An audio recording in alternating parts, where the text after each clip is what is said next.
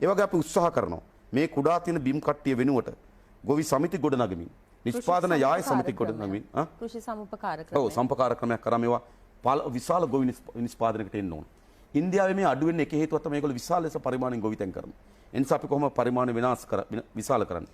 කොහොම තාක්ෂණ කරන්නේ? මේ මහා කර්මාන්තයේ තාක්ෂණ එකතු කරන්න පුළුවන් අපිට. යෙදවුම් වලින් අඩු කරන්න පුළුවන් අපිට. ඵලදායකතාවය සහිත බීජ හොයන්න පුළුවන් අපිට. ඒ නිසා විශාල අස්වැන්නක් ගේන්න පුළුවන්.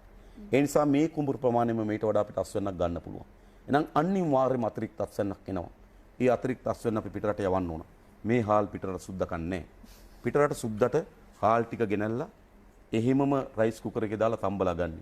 අපි දෙපාරක් හොදලා හාල් ටික ලිපියේ තියන්න ඕන.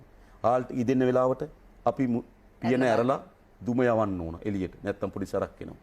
ඊට වඩා අපි හොඳ හාල් නිෂ්පාදනයක් හොඳ බීජ සොයා ගැනීම හොඳ හාල් නිෂ්පාදනයකට යන්න ඕන. ඒ නිසා අපි හිතනවා ඔබ කුසිකර්මාන්ත අහපු නිසා මම මේක වැඩියෙන් කියලා තියෙනවා ගොඩක්. ඔබ අමාත්‍යවරයා. ඒ නිසා මේ කුසිකර්මාන්ත ක්ෂේත්‍රයේ ලංකාවේ භූමියෙන් ඔබට යන එකක් බවට පත් කර මට මතකයි මීට කලින් කිව්ව බටු යවනවා ඩුබායි වලට මෝජි යවනවා තායිලන්තෙට බොරු හොඳයි.